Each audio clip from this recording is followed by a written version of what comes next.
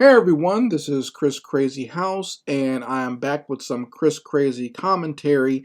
Happy New Year to you all, and I hope we all have a great start and a great year in 2022. And I wanted to start off this year with some commentary about something very positive, and that is talking about Black Sands Entertainment and their appearance on the show Shark Tank. And I want to talk about that a little bit and just talking about independent black creators and just showcasing what we can achieve.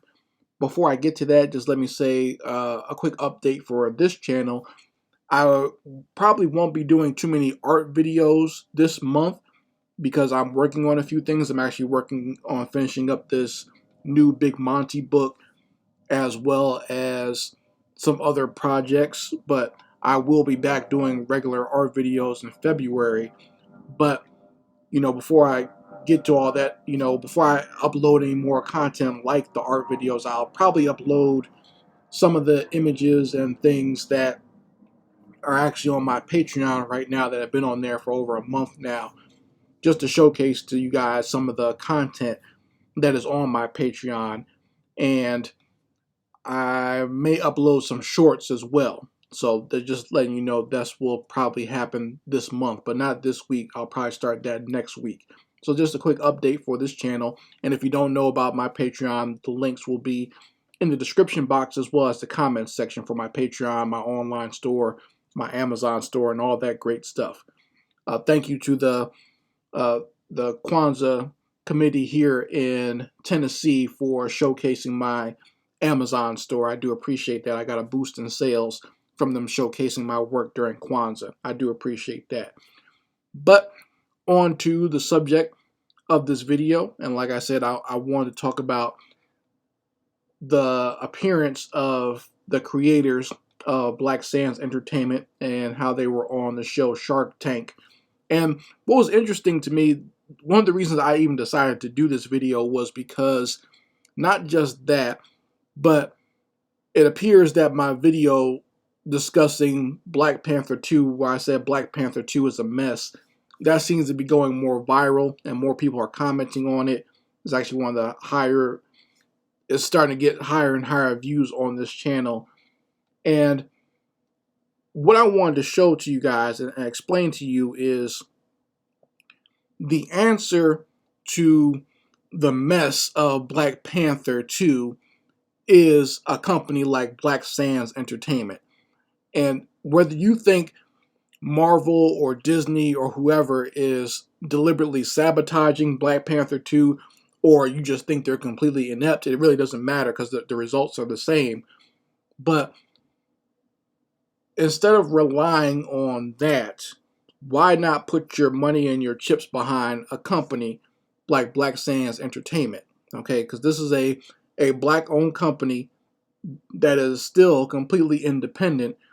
And what I like about them, what I've always appreciated about the head of Black Sands, Manuel Godoy, and his wife, I got a chance to meet them a few times at different conventions. I've always liked the fact that they want to remain independent and to keep their IPs to themselves and be able to generate an income from their IPs and not just worry about trying to, not just trying to get a job or trying to hook up with some bigger company or to sell themselves to some other publisher. I appreciate the fact that they want to remain independent because now things are starting to pay off.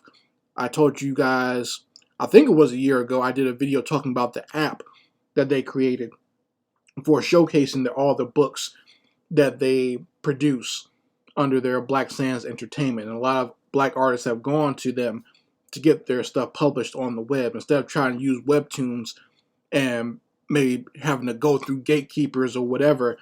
They can go to Black Sands Entertainment and get their stuff published there. That's something I appreciate seeing. So not only with that, but now they're starting to get attention from a lot of majors because Black Sands Entertainment has gotten actual funding from people where they've gotten continuous, whether it be in donations or actual investors into the company. And this is something that Manny's talked about over and over again. It's just getting investors, people who want to actually invest into Black Sands Entertainment. and now they've actually been able to get onto a show like Shark Tank. I think that's very major, just to be able to be viewed by everyone. Not to say that Shark Tank is the end all be all, but to be viewed on such a major platform as Shark Tank shows that as a black independent creator, you don't always have to go through major companies like Marvel or DC or just Amazon or whatever, because Black Sands is self-published on Amazon as well and through other bookstores. But what I'm saying is you don't always have to go that route. There are several different routes you can go. You maybe can spread your influence around a little bit. Manuel Godoy is actually very good at doing his social media videos. They're partially funny, but also informative, and he's great at advertising himself and his work, to the point where some people actually get mad at him, which I find funny. That I actually go there every other day just to see some of the negative comments that he gets, because to me that's actually funny.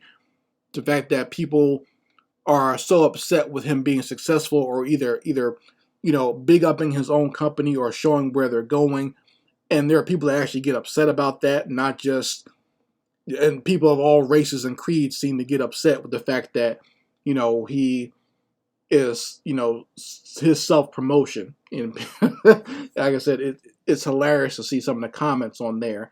Like anybody else, it seems like any other company can advertise themselves and we don't even notice it. Like these major companies advertise themselves 24/7. I was just telling my wife the other day that I hate that Google Fi ad they played at the beginning of damn near every video these days. I'm tired of seeing it. I don't want Google having any more access to my phone as it already does. You know what I mean? Like I'm tired of seeing that ad. But these people can advertise themselves 24/7 and no one complains. But when Banny is independent and he advertises his company and himself and the other artists that are around him that put their comic books out there, then people get upset and unnerved by that.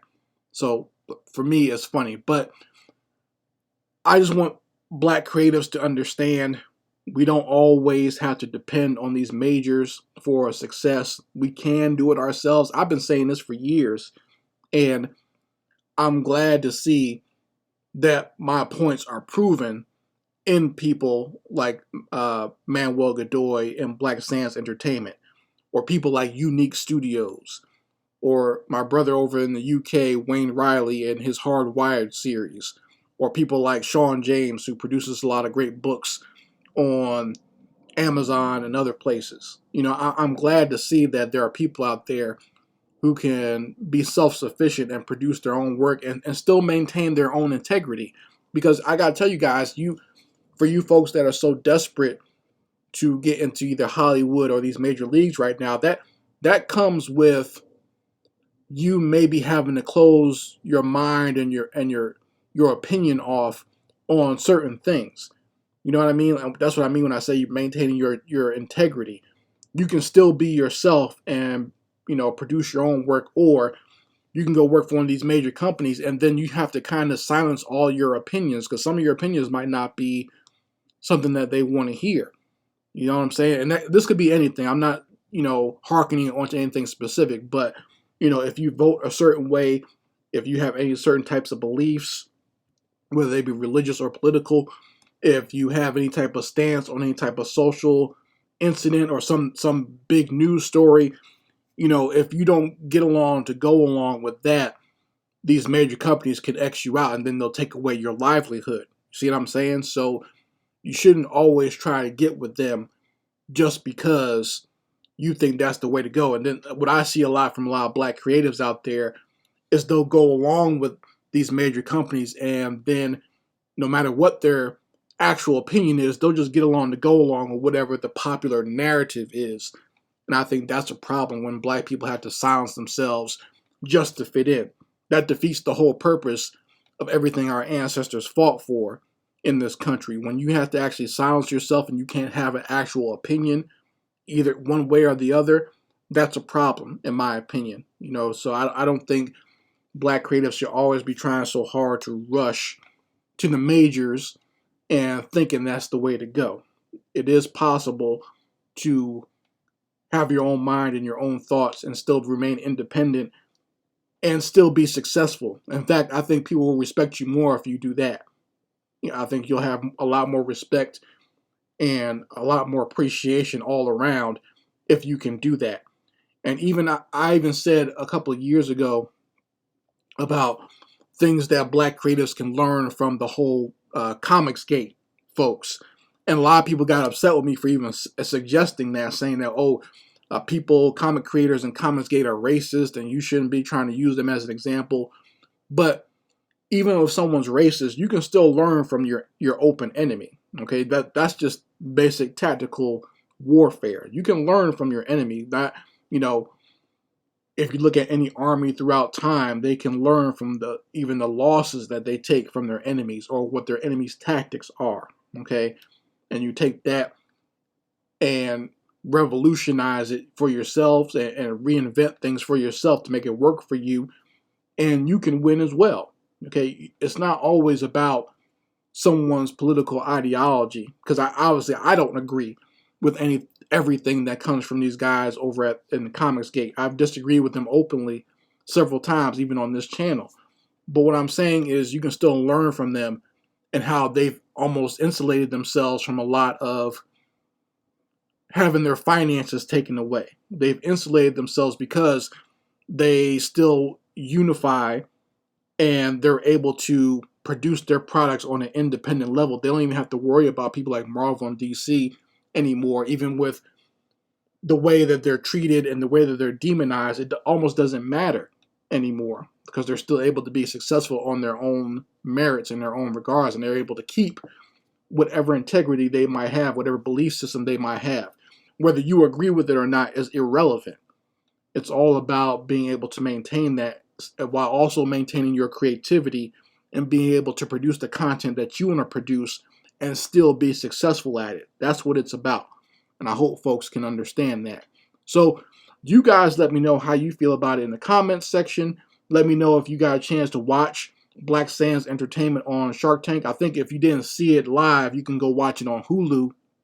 And I think it'll still be on there, if I'm not mistaken. I know Hulu sometimes is weird when they show their live show. Sometimes it takes a day or two, or sometimes even a week for the actual show to get on there. But that'll be a place you can watch it, and I'm sure you'll be able to find clips online as well. But let me know if you guys saw it and what you guys think of Black Sands Entertainment and how they're moving ever forward with their independence and with their content. I've always been a big supporter of theirs. I have a lot of their graphic novels. I want to buy some more. And I just love to see people like that get their just due and get their respect and become more and more successful. I love seeing it because it's a big inspiration for me and everyone else. Anyway, guys, Chris Crazyhouse signing out. Peace.